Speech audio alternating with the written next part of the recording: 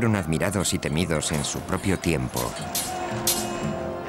Antiguos guerreros que inventaron los campos de entrenamiento para reclutas, el asalto frontal, la educación subvencionada por el Estado y un estilo de vida y una estética que aún llevan su nombre.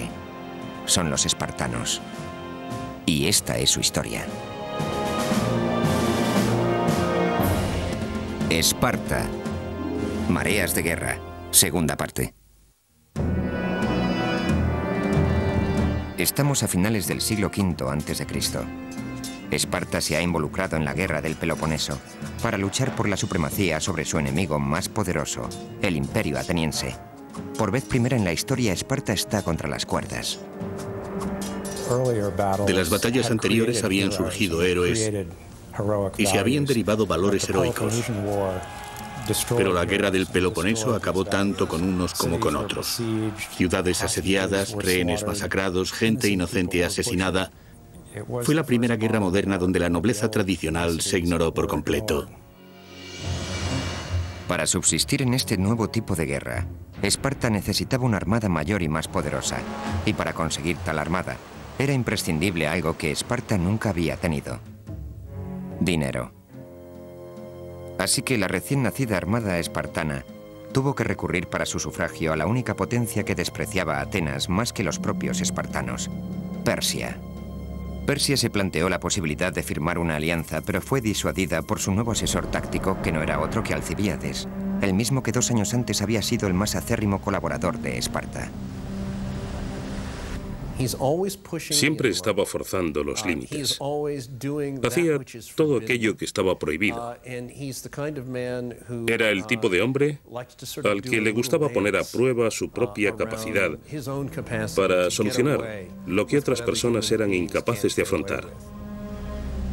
Habiéndose ganado la confianza de Tisafernes, el gobernador persa de Asia Menor, Alcibíades, el mítico ateniense convertido en espartano, pasaba ahora por su tercer bando en una guerra en la que solo había 2.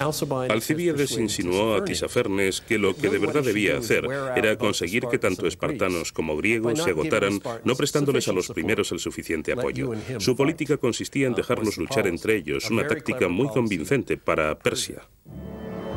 Sin embargo, los espartanos fueron capaces de recaudar fondos de otros gobiernos y particulares para construir su armada. A todo esto, Alcibíades seguía profesando cierta lealtad hacia Atenas, con lo que fue perdiendo la confianza de Tisafernes. Temiendo ser arrestado, Alcibíades abandonó Persia, pero solo para recuperar su influencia en Grecia. Alcibíades tenía un talento fuera de lo común. Había recibido una excelente educación. Era carismático e increíblemente rico. Todo lo que tocaba se convertía en oro, al menos durante un tiempo.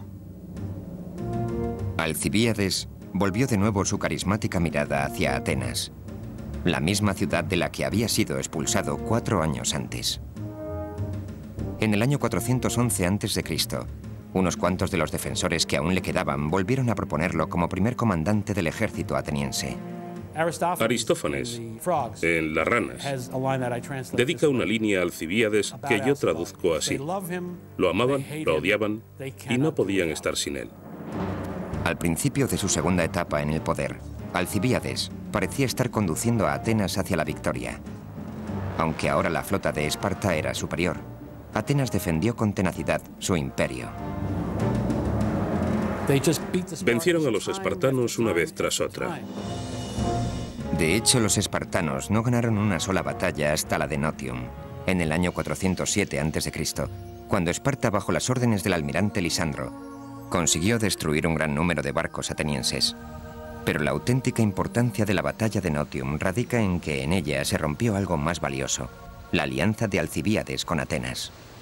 Alcibíades estaba al mando de la flota en Notium y, por razones que desconocemos, la abandonó a su suerte, dejándola en manos no de otro general electo, sino del timonel de su propio barco.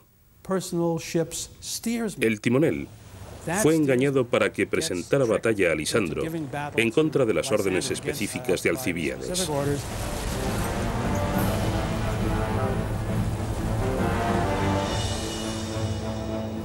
Como resultado, Atenas fue derrotada y prácticamente aniquilada. Después de eso, Alcibíades nunca más pudo volver a Atenas. En el año 405 a.C., Esparta se preparaba para acabar con lo que quedaba de la una vez magnífica armada ateniense. Lisandro trazó un plan definitivo de ataque sobre las fuerzas atenienses en Egospótamos. Desde su exilio, Alcibíades supo del plan de Lisandro y se dirigió hacia las líneas del frente para poner sobre aviso a los que habían sido sus amigos. Con la expulsión de Alcibíades, los atenienses cayeron en un pozo sin fondo, y luego, en el último momento, cuando Alcibíades volvió para proporcionarles la información que podría haberle salvado, nadie le creyó. Se negaron a hacerle caso. Al fin y al cabo, Alcibíades, sabemos que no eres una persona de la que nos podamos fiar plenamente. Y así era, aunque en este caso venía con la verdad. Los atenienses perdieron. Al final, la suerte había abandonado a Alcibíades. La derrota de Atenas lo obligó a esconderse y en el proceso le arrebataron casi todas sus riquezas. Alcibíades terminó muriendo de manera bastante ignominiosa, seguramente debido al fracaso de algún otro idilio que empujaría a los familiares de la chica de turno a asesinarlo. Disfrutaba con su capacidad para manejar a la gente. Al final acabó engañándose a sí mismo, pero durante toda su vida, los caminos que elegía para conseguir sus fines fueron simplemente extraordinarios. No hay otro personaje en la historia de Grecia tan completo e interesante. Por supuesto, su final no podía ser más que trágico. Después de la derrota en Egospótamos, el pueblo de Atenas se atrincheró tras la ciudad amurallada de Pireo, y Lisandro estableció un bloqueo naval que atravesaba la entrada al puerto de la ciudad. Los atenienses habían perdido su última flota y su capacidad para reabastecer la ciudad. Ahora era solo cuestión de esperar a ver cuántos meses podían aguantar hasta morir de hambre. Atenas cayó en marzo del 404 a.C. Lisandro entró en la ciudad y asumió el control del gobierno y del pueblo. Terminaban así los 27 años de guerra del Peloponeso. La gente en Atenas se quedó petrificada al pensar que lo que ellos habían estado haciendo a otras ciudades durante el curso de la guerra, ahora lo experimentarían ellos. Hombres asesinados, mujeres y niños esclavizados, todo eso iban a sufrirlo en sus propias carnes. Tebas y Corinto, los aliados más poderosos de Esparta, estaban ejerciendo verdadera presión para que Esparta aplastara a Atenas y esclavizara a su población. Pero Esparta acabó decidiendo otro destino para Atenas. Lo más sorprendente acerca del modo en el que terminó la guerra del Peloponeso no fue que venciera Esparta en lugar de Atenas, sino que Esparta determinara no destruir Atenas.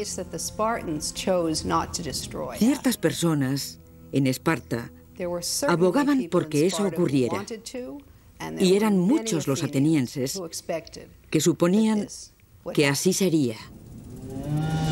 Pero salvar a Atenas no fue un acto de clemencia, sino de pura necesidad política. Los aliados de Esparta deseaban con todas sus fuerzas la aniquilación de los atenienses, pero Lisandro y los espartanos se dieron cuenta de que destruyendo Atenas, lo único que conseguirían sería un vacío de poder que sería ocupado por Tebas, con la que estaban empezando a surgir problemas. Para Esparta la cuestión era, si no destruimos Atenas, ¿qué hacemos con ella? El comienzo de una nueva era respecto a política exterior marcaría definitivamente el principio del fin de Esparta. Estamos en el año 404 a.C. Los 27 años de guerra del Peloponeso han acabado, y con ellos la edad de oro de Atenas. Como resultado de la guerra del Peloponeso, tenemos a toda una generación que no conoce otra cosa que no sea la guerra. Una generación entera que no ha podido emplear su talento en la arquitectura, ni en la literatura, ni en la planificación urbana. Así contemplamos los edificios inacabados de la Acrópolis. Asistimos a la decadencia paulatina de la tragedia, a la desaparición de los grandes historiadores. Los atenienses fueron también testigos de cómo Esparta se hacía con el control de su una vez gran imperio. Se llevaron la armada. Se dedicaron a destruir parte de las murallas para que no sirvieran más de defensa de ciertos lugares. Se acabó el imperio, el dinero y la flota. Tuvieron que convertirse en miembros de la alianza espartana. Los atenienses juraron tener los mismos amigos y enemigos que Esparta y acatar sus normas. En Atenas se instauró un nuevo gobierno cuya misión esencialmente era convertir la democrática ciudad-estado en una mini Esparta. Esparta se propuso reemplazar allí donde pudo las democracias por oligarquías. Los espartanos consideraban que los regímenes democráticos eran demasiado propensos a las guerras, inspiraban demasiado entusiasmo popular, eran demasiado desordenados y estaban demasiado expuestos a ideas externas. Las condiciones de paz impuestas por Esparta a Atenas incluían el establecimiento en esta última de un régimen oligárquico regido por 30 atenienses proespartanos que acabaron conociéndose con el nombre de los 30 tiranos. La toma de Atenas constituyó el primer intento de Esparta de construir una nación y se reveló como un funesto fracaso. Bajo las órdenes de Lisandro, mucho más capacitado como almirante que como diplomático, los así llamados 30 tiranos iniciaron una campaña de terror contra las fuerzas antiespartanas dentro de Atenas. Llevaron a cabo actos atroces. Se produjo la peor guerra civil que jamás había vivido Atenas. Mataron a unos 1.500 atenienses, una cantidad sorprendente si tenemos en cuenta que el número de varones atenienses de clase media en aquella época rondaría los 20.000 o 25.000. Fue un episodio tan sangriento que los exiliados demócratas atenienses que volvieron a Atenas para recuperar su ciudad recibieron el apoyo del mismísimo rey de Esparta. El rey Pausanias, a la sazón uno de los gobernantes de Esparta, era tradicionalista y se oponía rotundamente a Lisandro y, por tanto, a todo lo que estaba pasando. Es obvio que lo que ocurría no era otra cosa que un conflicto entre gobernantes. En solo unos meses, la victoria sobre Atenas había dividido irremisiblemente a Esparta, forzado al resto de Grecia a tomar posiciones y obligado a cometer una absoluta masacre con los neutrales. La guerra del Peloponeso enseñó a la gente que para sobrevivir había que estar o a favor de los oligarcas o de los demócratas, porque el destino que esperaba a aquellos que intentaran reconciliar estas diferencias políticas y económicas no era otro que la muerte. Fue una victoria pírrica en el más amplio sentido de la palabra, una guerra en la que nadie ganó. Atenas perdió la guerra y con ella su imperio. Nunca volvería a ser tan rica como lo fuera antes de la guerra del Peloponeso. Pero lo más curioso es que, aunque Esparta fuera la vencedora, quedó igualmente devastada. Resultaba muy irónico pensar que en el mismo momento de su victoria, los espartanos estaban asentando las bases para su propia decadencia. Después de la instauración de la oligarquía en Atenas, Lisandro favoreció la toma del mayor número posible de ciudades-estado que anteriormente hubieran pertenecido al imperio ateniense. Enseguida Esparta estableció una oligarquía en cada una de las 10 ciudades-estado antiguas aliadas de Atenas. En lugar de ser liberados, estos pueblos fueron adoctrinados en un sistema que acabó haciéndoles preguntarse si no se habían precipitado al negarse a acatar el régimen ateniense. ¿Y quién querría cambiar la Acrópolis y la democracia ateniense por el pan de cebada y la agogé espartanos? Nadie. ¿Quién querría sustituir el dracma ateniense por la moneda de plomo espartano? Nadie.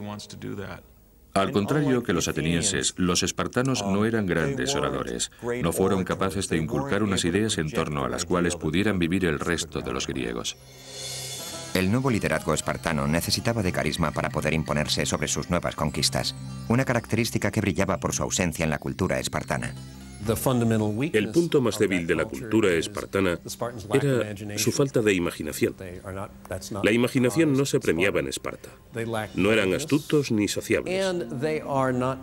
Trataban al resto de los griegos como perros, porque el concepto que tenían de sí mismos era el de una raza aparte, una raza radicalmente superior a las demás.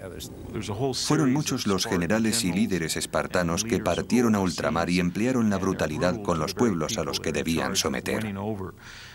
Lo que el mundo griego había conseguido era sustituir a un líder imperial progresista por un grupo de brutales y matones comandantes espartanos. Que ese fuera el tipo de disciplina que aplicaban con sus tropas era una cosa, pero cuando empezaron a imponerla en otros pueblos, haciendo por ejemplo que los marineros permanecieran de pie todo el día cargados con anclas de hierro al hombro, empezaron los problemas. No se hicieron muy populares precisamente. Llegados a este punto es cuando, en mi opinión, debemos reflexionar sobre el entrenamiento de un joven espartano.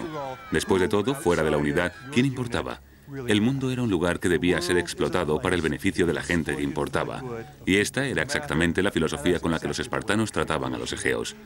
Actuaban simple y llanamente por instinto, modo que rápidamente los llevó a verse involucrados en nuevas guerras con sus propios aliados. Una brutal e imperialista Esparta empeñada en asumir el control del mundo griego no era la razón por la que los aliados espartanos lucharon durante los 27 años de guerra del Peloponeso. Esparta estaba preparada para prosperar y ser la siguiente potencia imperial.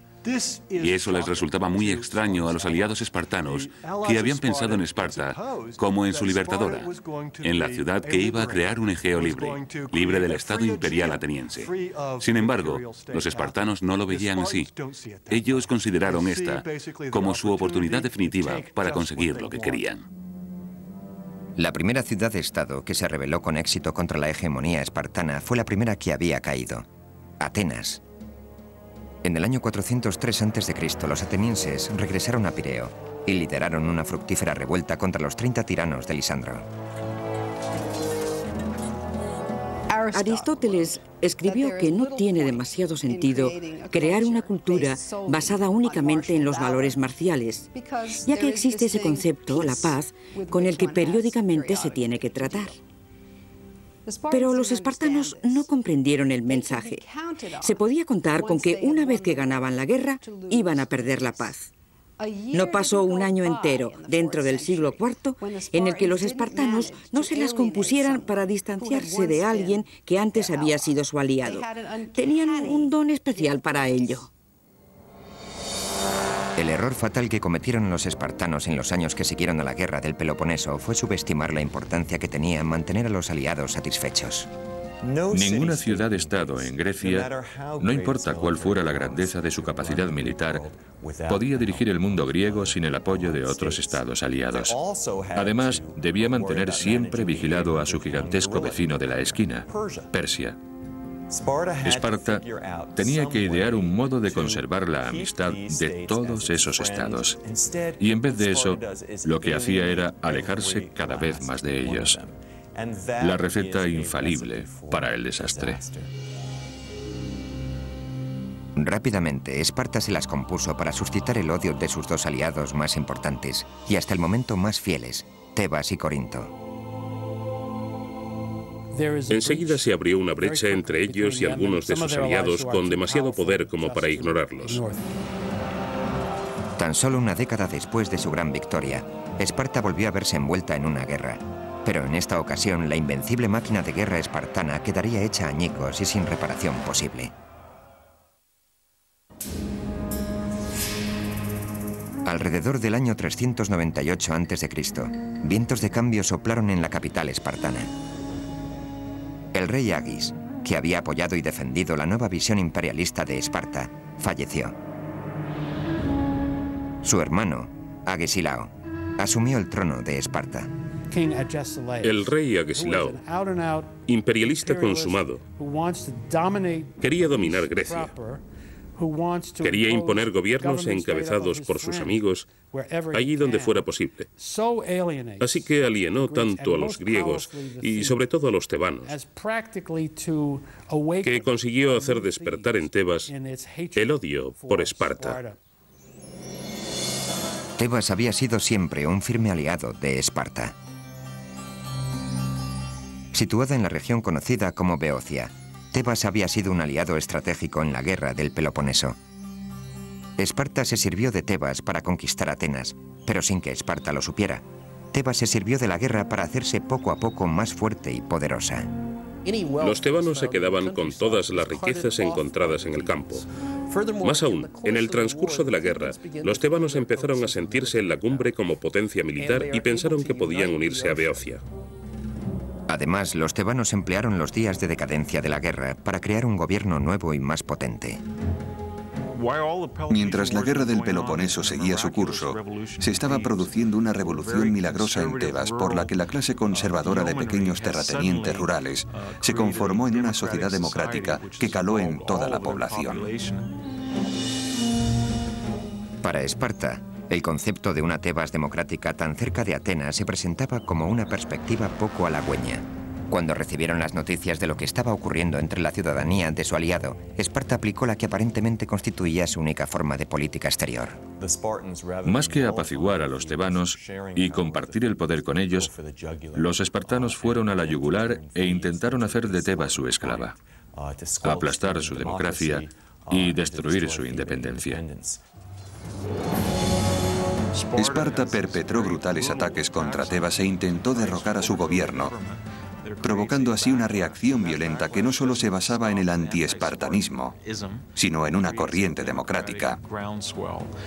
Entonces se creó un ejército nacional tebano de 10.000 hoplitas con capacidad física, entrenamiento y formación estratégica tan eficaces en cualquier aspecto como los de Esparta, y con el agravante de que estaban resentidos contra ella. El ejército tebano estaba bajo mando de Epaminondas, un hombre más inteligente que ningún otro que hubiera ocupado anteriormente su puesto, y que tuvo un gran impacto en el futuro de Esparta. Era un grandísimo general que empleó tácticas nunca utilizadas anteriormente. Al principio, el rey Agesilao de Esparta ni se inmutó, y fue capaz de mantener la oligarquía en pie. Pero con cada batalla que Agesilao ganaba, Esparta perdía algo más importante. A largo plazo, acabó esquilmando los recursos de Esparta, perdiendo un significativo número de hombres en la batalla y ayudando a formar a los tebanos en el nuevo orden de guerra que emergería en esta época. Hizo gala de verdaderos talentos, como su extremada astucia militar o su capacidad política, pero Agesilao no parecía prestar demasiada atención a la verdadera noción básica del arte de guerra espartano.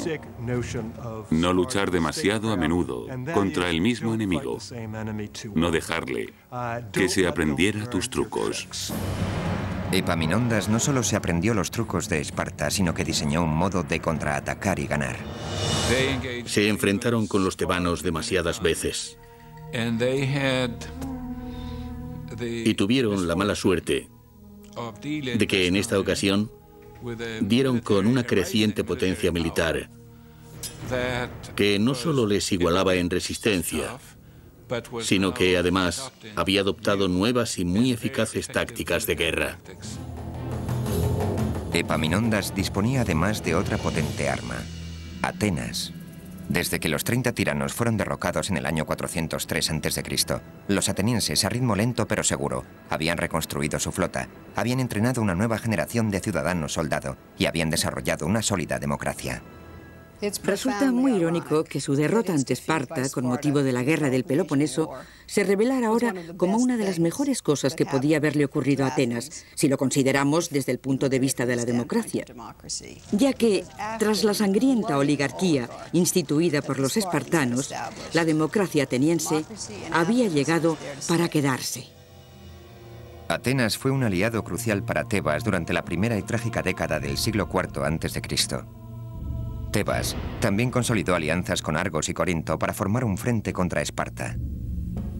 La verdadera clave radica en Corinto, porque Corinto era el miembro estratégico, el único miembro de la Liga del Peloponeso.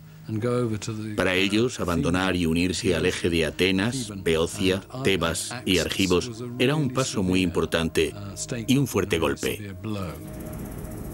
En el año 379 a.C., un levantamiento dio al traste con la oligarquía de Tebas.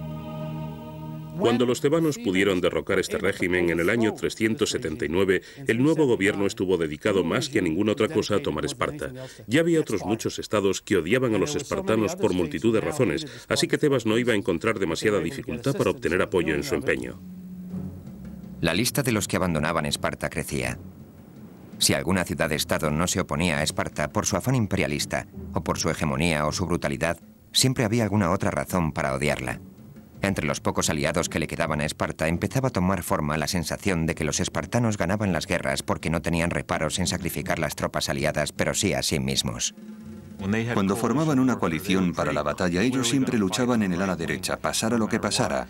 Eso significaba que el enemigo que también pusiera sus mejores tropas en el ala derecha nunca se enfrentaría con los espartanos.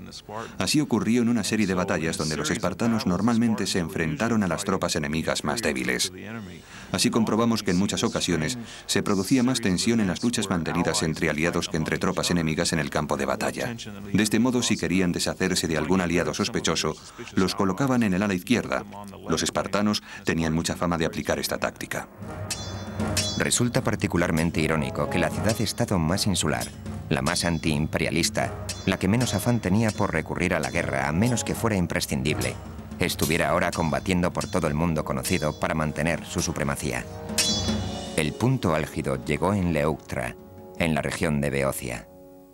En parte por haber sido oprimidos por los espartanos, en parte porque habían trabajado con ellos y aprendido de ellos, y en parte porque contaban con una destacable generación de líderes, me refiero a la gran generación. Los tebanos acabaron consiguiendo lo increíble, la derrota del ejército espartano en una batalla hoplita. En el año 371 a.C., los espartanos regresaron a la recientemente democrática Tebas en un nuevo intento de hacerse con la ciudad. Pero en la llanura cercana a Leuctra toparon con Epaminondas, con sus 300 soldados de élite de la Sagrada Banda y con una fuerza de tropas aliadas gigante. Además, Tebas contaba con nuevas tácticas que ponían a prueba la falange espartana. Lo primero que hizo Epaminondas fue colocar sus mejores tropas en el ala izquierda y de ahí formó ramificaciones. Eso significaba que la batalla sería un frente a frente entre los contingentes de élite. Epaminondas no iba a matar a los aliados peloponesos, quería matar a los espartanos. Así que les dijo a sus propios aliados: no tenéis que enfrentaros a los espartanos, de eso nos encargamos nosotros. El ejército espartano no solo fue derrotado, sino que quedó destruido. Más del 70% de los efectivos que lucharon en la batalla murieron.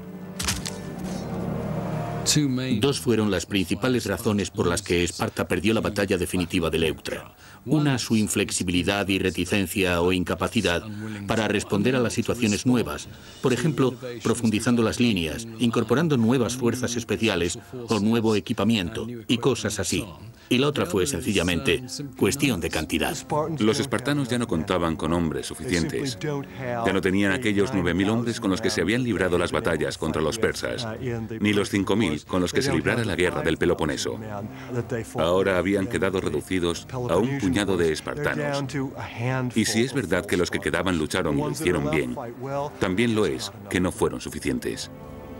Epaminondas sencillamente abatió a los espartanos. Mató a 700, una pérdida que no se podían permitir, y tiraron por los suelos el concepto de la invencibilidad militar espartana. Por último y más significativo, Epaminondas no consideró esto como un final, sino como un principio. Después de su derrota en Leuctra, el abatido y desmoralizado ejército espartano volvió a casa para reagruparse. Fue un durísimo golpe para los espartanos, pero no tenía por qué ser un golpe mortal. Y no lo hubiera sido si el sistema espartano hubiera contado con las reservas, la flexibilidad y los recursos para afrontar la derrota. Pero precisamente la crítica que podemos hacer a los espartanos es que esto era justo de lo que carecían. La baza más importante de los espartanos, su estructura política y social, se presentaba ahora como su mayor lastre. Lo que una vez fuera la fuente de su poder y estabilidad, era ahora el origen de su debilidad y de su apatía. En el año 362 a.C., los espartanos sufrieron una nueva derrota a manos de los tebanos en la segunda batalla de Mantinea. Estaban tan inmersos en sus métodos tradicionales que no conseguían aprender nunca de las repetidas experiencias. Y lo más sorprendente de todo esto es que fracasaran de nuevo en Mantinea, donde fueron atacados exactamente con las mismas tácticas con las que habían sido derrotados en Leuctra. Si te arriesgas una vez y te dan, no vuelves a hacerlo. Cambias de táctica. Aprendes de la experiencia. Pero a Esparta no se le daba bien innovar. El conservadurismo formaba parte de su carácter. Más valía malo conocido. Y no solo es que Esparta hubiera perdido su habilidad para las batallas de hoplitas tradicionales, sino que además era incapaz de adoptar la flexibilidad necesaria para enfrentarse al reto de nuevas formas de guerra. El arte de la guerra implicaba batallas navales y asedios, y todas estas tácticas, a su vez, requerían otras habilidades aparte de valor y fuerza. Requerían de conocimiento, de ciencia. Cuando una ciudad se proponía envenenar el agua de Esparta, luchar contra ella de noche, emplear ondas o arcos o lanzadores de jabalinas, el sistema espartano empezaba a desplomarse. El arte de la guerra había evolucionado, pero no así Esparta. Ellos seguían con sus brutales prácticas en las que amenazaban a los niños y forzaban a los jóvenes a someterse en los juicios de la agogé. Quizá fueran demasiado intransigentes respecto a lo que consideraban personas inferiores. En el 370, el número de hombres había descendido hasta los 1000. Irónicamente, el concepto de valor de los espartanos fue lo que los llevó al declive. En un sistema donde la cobardía es un pecado, los mejores luchadores no se encontraban en los regimientos espartanos, sino en los cementerios. La cobardía para los espartanos no coincidía con nuestro actual concepto. La cobardía no consistía solo en salir huyendo. A veces sobrevivir en una batalla donde todos los demás habían muerto también era un síntoma de cobardía. La reducción de la población se debió a la caída en picado que había estado sufriendo el índice de natalidad espartano durante al menos medio siglo. Seguramente aquellas visitas nocturnas a hurtadillas, que acarreaban castigos si eran descubiertas y que por tanto no serían muy frecuentes, podrían haber disminuido las oportunidades de producir descendencia y contribuido a la fatal caída que con el tiempo sufrió la población espartana. Si quieres contar con una creciente población y con mujeres que tengan hijos a los 15, 16, 17 o 18 años, lo cual era necesario en el mundo antiguo dada la preponderancia de las enfermedades infantiles y el bajo índice de supervivencia para los jóvenes, el sistema espartano fue la mejor receta para el desastre. Aunque se produjo una reducción preocupante del número de soldados de élite, el sistema espartano propiciaba aún más la pérdida de categoría. Era muy fácil que te degradaran, mientras que ascender resultaba prácticamente imposible.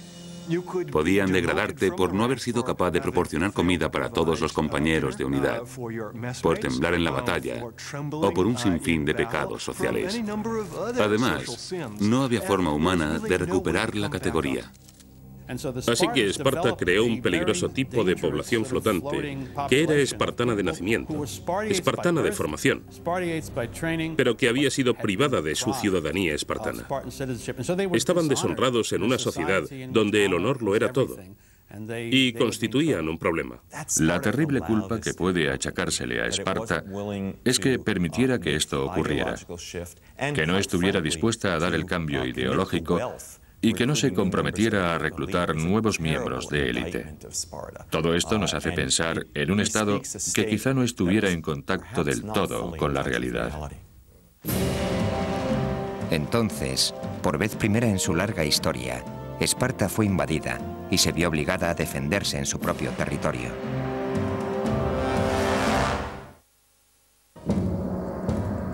Ahora, cuando más débil estaba, Esparta tuvo que afrontar uno de sus mayores retos. A Epaminondas, el visionario general tebano, se le había ocurrido un nuevo plan: reformar el mapa del Peloponeso cortando el poder de Esparta desde su origen. No solo estaba interesado en acabar con la potencia física de Esparta, sino que pretendía destruir el mito de la superioridad espartana, porque este era el golpe necesario para acabar la fosa de Esparta. Comprendió que Esparta no podía seguir existiendo como tradicionalmente lo había hecho si los hilotas obtenían la libertad. Hasta entonces habían dependido absolutamente de la actividad agrícola de los hilotas para mantener el ritmo del sistema. Sin Mesenia, Esparta perdería los recursos que la habían convertido en una primera potencia. Con el apoyo de la alianza de Tebas, Atenas y Corinto, Epaminondas inició la fase primera de su plan para destruir Esparta. A principios del año 369 llega Mesenia y anuncia a sus ciudadanos que han dejado de ser hilotas para recuperar su antiguo estatus como ciudadanos griegos libres e independientes. Fue un acontecimiento muy significativo, como si en el antiguo sur un día tuviéramos esclavos negros y al día siguiente se hubieran convertido en ciudadanos de pleno derecho. Epaminondas y sus fuerzas permanecieron en Mesenia cerca de 4 meses mientras que los ilotas liberados, casi 250.000 de personas, construían una inmensa muralla alrededor de la ciudad-estado de Mesene. Todos estos mesenios eran los descendientes de numerosas generaciones de ilotas que habían hecho de Esparta lo que era, a costa de su independencia y de su propia vida. Ahora, en cambio, se encontraban en una feliz posición desde la que contemplaban la muerte de la gran polis espartana. Y ocurrió justo aquello que los espartanos habían estado evitando a toda costa durante siglos. Mesenia recuperaba su independencia. Mientras los ilotas seguían construyendo las murallas alrededor de Mesene, Epaminondas puso en marcha la segunda fase de su plan de ataque. Las fuerzas aliadas fortificaron una ciudad de importancia estratégica clave al norte de Arcadia, Megalópolis, o literalmente en griego la gran ciudad.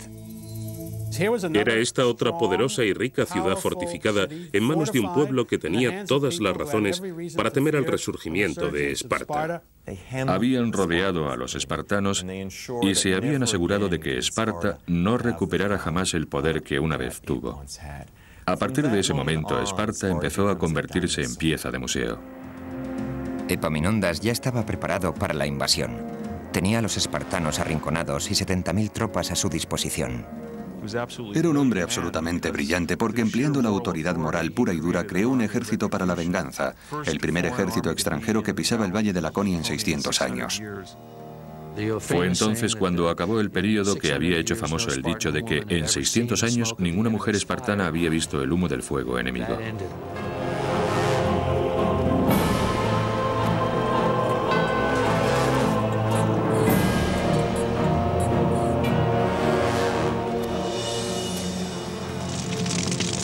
En respuesta, Esparta hizo lo que nunca antes había hecho. Se replegó y se relegó a sí misma al papel de potencia de segunda categoría dentro del mundo griego. La corriente de la historia iba en contra de Esparta, la demografía iba en contra de Esparta, la geografía iba en contra de Esparta, y la suerte de Esparta tocó a su fin al toparse con un hombre como Epaminondas. Tras la liberación de Mesenia en el 370 a.C., Esparta nunca recuperaría el grado de poder que una vez ostentó dentro del mundo griego. Cayeron por su propio peso. Habían vivido en una especie de invernadero, en un entorno herméticamente cerrado de virtud autorreforzada. Pero no habían sido vacunados contra la corrupción y las tentaciones que trajo el éxito. Mientras otras ciudades-estado reivindicaban el primer plano, Esparta no era más que la sombra de sí misma, y fue convirtiéndose en un museo viviente.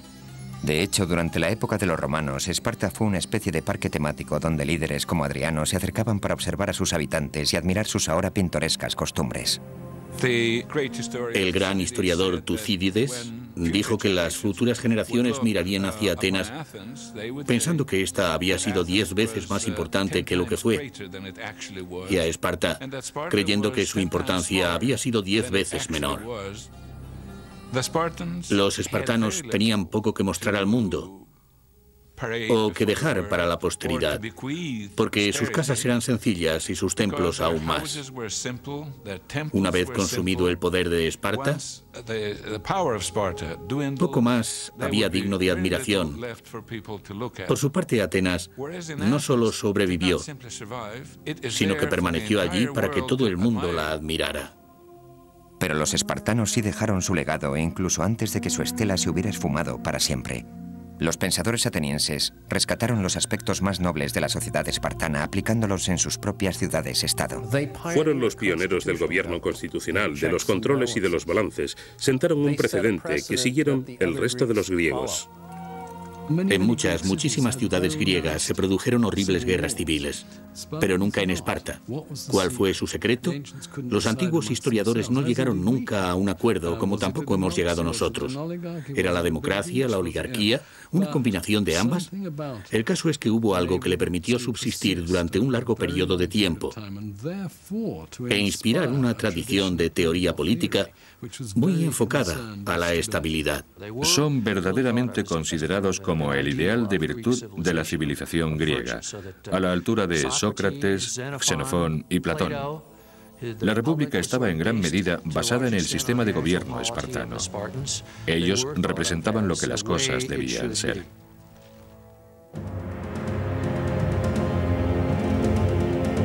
Durante los 20 siglos siguientes, filósofos y políticos se remitieron una y otra vez a la gloria que una vez fue Esparta. El Renacimiento italiano idealizó a Esparta y a su gobierno oligárquico por su demostrada estabilidad y los presentó en muchas ocasiones como modelo para Venecia. Durante el siglo XVIII, y en particular en Francia, la gente sentía verdadera pasión por Esparta. Rousseau diría de ellos que constituyeron una república de semidioses, no de hombres. En la época de la Revolución Francesa, fueron muchos los que anhelaron morir noblemente como espartanos.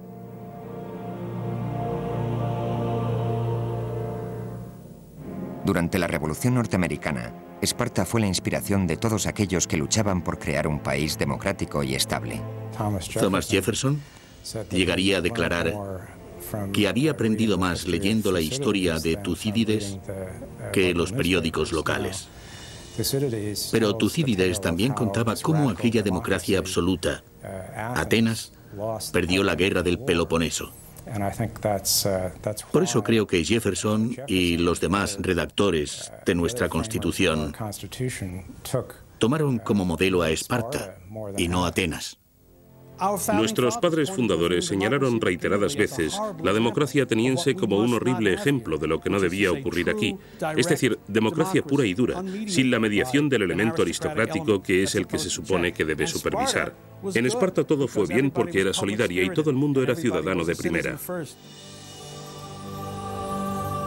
Cuando visitamos Atenas y contemplamos el Partenón, todo el mundo piensa, ah, la cuna de nuestra democracia. Y no es así, fue la cuna de su democracia, pero no de la nuestra.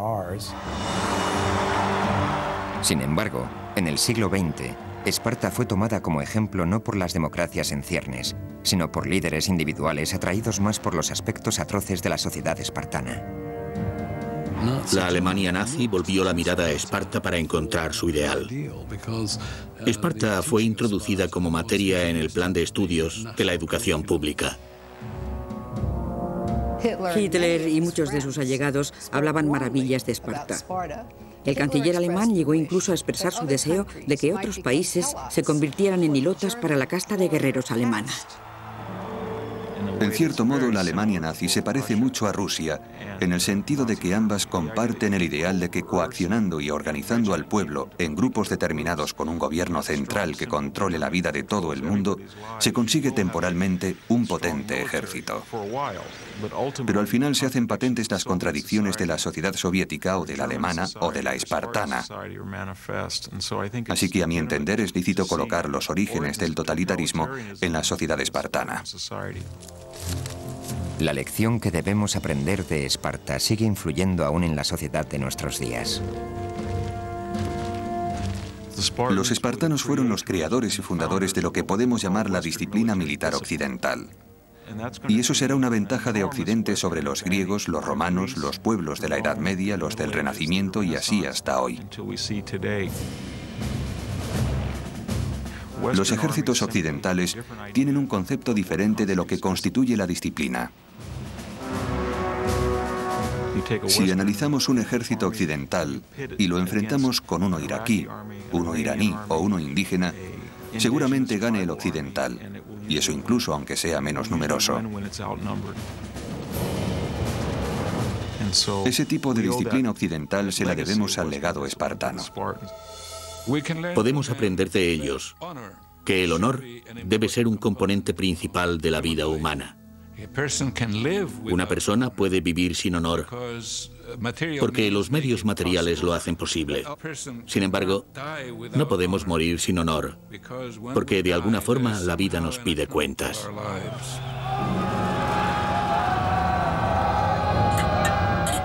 Pero la grandeza de Esparta se ve manchada por el terrible precio que miles de personas tuvieron que pagar a cambio de los logros espartanos. Tuvieron que renunciar a todos los aspectos humanos necesarios para el funcionamiento decente y digno de las personas. lo cual les proporcionó excusas para comportarse de manera cruel, egoísta e intolerante. El precio al que consiguieron alcanzar la superioridad, el honor a costa de la libertad, incluso de su propia libertad, es una burla de lo que el desarrollo humano necesita. Podemos decir que al final, Esparta tuvo lo que se merecía. Las sociedades modernas cuentan con una gran ventaja: la perspectiva histórica que les permite tomar lo mejor que Esparta puede ofrecer y deshacerse del resto.